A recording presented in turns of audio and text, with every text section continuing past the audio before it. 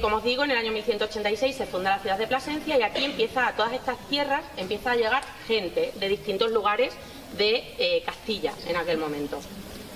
¿Quiénes son los primeros que llegan aquí? Bueno, pues los primeros que se instalan... Bueno, estas tierras han estado habitadas desde antes de los romanos, ¿vale? En tiempos de los bretones ya sabemos que estas tierras estuvieron ocupadas, entre otras cosas porque se han encontrado restos de un poblado vetón en el Cerro de San Pedro.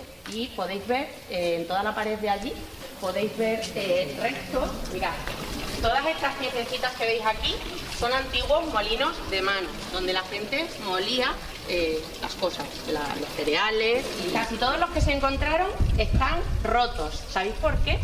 Porque cuando luego venían los enemigos, los rompían para que al irse los enemigos no intentaran volver a poblar esas tierras los que habían estado anteriormente, ¿vale? Lo dejaban todo destrozado para que no pudiesen volver. Que también en esta plaza encontramos varios restos de época romana. Lo que veis ahí encima de la fuente, que posiblemente sean los restos de una antigua ara romana, este que está aquí, en este rectángulo de aquí, y aquella que tenéis aquí, justo delante del ayuntamiento. Son todos restos de la época romana encontrados en ese cerro. Pero el pueblo como tal empiezan a ocuparlo seguramente ganaderos seminómadas que viniesen de Ávila, ¿vale? Que con su ganado llegasen a estas tierras, que vieran que eran muy buenas tierras para el ganado y se instalasen aquí, como os digo, de forma esporádica. Y ese es el motivo, entre otros, por el que esa calle que vamos a recorrer ahora se llama la calle de los Serranos. Esa calle seguramente sea el origen de la población, posiblemente la calle más antigua del pueblo, porque aquí es donde se instalarían esos primeros habitantes, como os digo, seminómadas. Lógicamente tenemos que hacer referencia al nombre de Pasarón, porque parece ser que también llegaron aquí los astures, los hidalgos astures, que en su lengua originaria, el bable, llamaron a este lugar Pasarón, con dos S, que lo que quería decir era pájaro grande, y de ahí viene el nombre del pueblo. En el año 1331, Pasarón de la Vera compra su independencia de Plasencia, porque hasta ese momento dependían jurídicamente, penalmente, de Plasencia y tenían que pagarles los tributos a ellos, y a partir de ese momento Pasarón funciona como una villa libre. Pasarón de la Vera, aunque todos los pueblos de la Vera se parecen muchísimo, Pasarón tiene una característica muy especial, y es que su urbanismo es muy ordenado. ¿Qué quiero decir con esto? En todos los otros pueblos el urbanismo es más bien anárquico. Se han ido instalando en una plaza, en otra plaza o en otro sitio un poco a medida que iban necesitándolo y que la población iba creciendo. Pero Pasarón de la Vera, desde el principio, como que está muy bien demarcado y delimitado el urbanismo en tres plazas. Y casualmente las tres plazas están marcadas por los antiguos poderes tradicionales. Nos encontramos en la plaza del ayuntamiento, con el ayuntamiento aquí, es decir, el poder civil. Además tenemos el rollo jurisdiccional, que ahora os hablaré de iglesia, que ahí tendríamos el poder religioso, y tenemos la plaza del palacio, donde encontramos el edificio civil más importante, no solo del pueblo, sino de los más importantes de toda la comarca de la Vera, que es la Casa Palacio de los Condes de Osorno.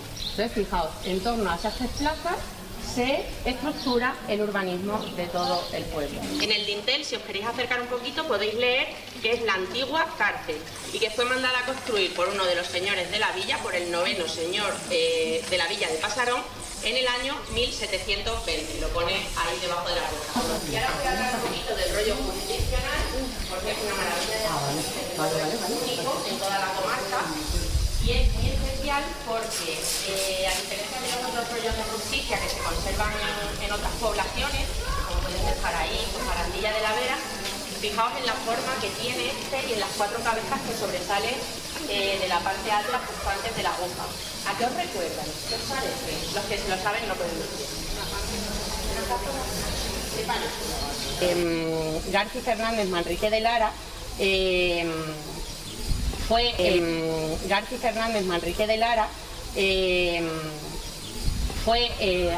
perdonadme que no me sale nunca el cargo, pero es que es una cosa como estas que no se te quedan. Gobernador de las Indias. Isabel, ¿dónde está? Por ahí. No está ahí. Gobernador de las Indias, y entonces recibió a Francisco Pizarro cuando vino de su viaje del Perú.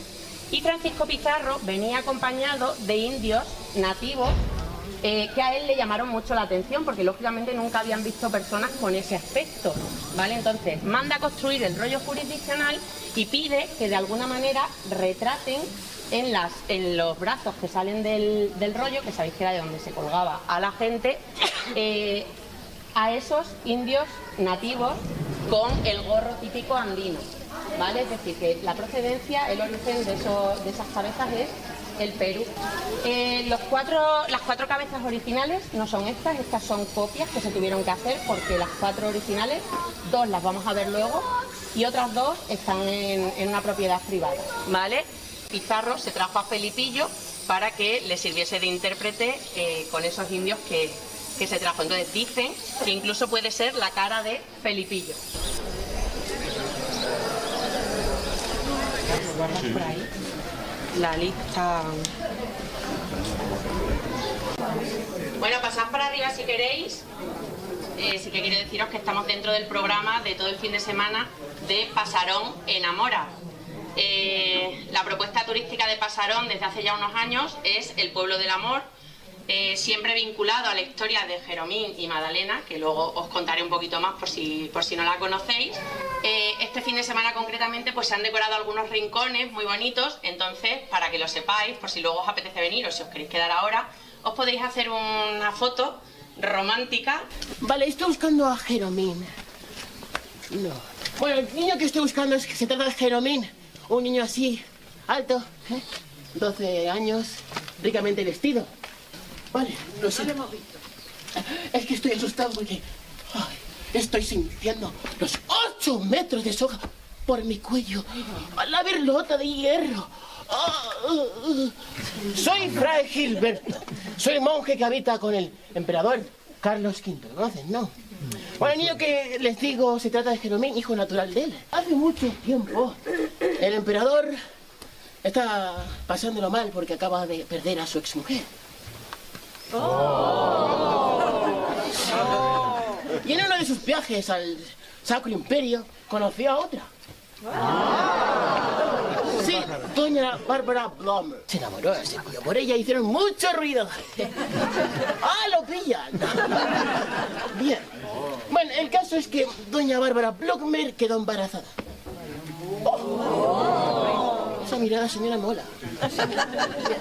Sí, se quedó embarazada. Entonces, el emperador se enteró de ello y quiso hacerse cargo del niño. Viendo que su educación avanzaba demasiado por Francisco Masi. A ver, Masi. ¿Ha dicho alguno por ahí Messi? Masi. Ordenó que le mandaran con don Luis Quijada y doña Magdalena de Ulloa. Bien, ahora viene lo gracioso. Hoy, esta mañana, he visto el sol azul. Ay, que ir a la barri, hacer una oración al Señor. ¿Cómo es? ¿Qué día es hoy? ¿Sábado? ¿Cómo sábado? ¿Qué es? Y quería enseñar al pequeño Jeromín estas zonas, este lugar bonito, ¿no? Pero el niño se me ha escapado. Mejor busquemos a Jeromín, que será algo verdaderamente verdad. Sí.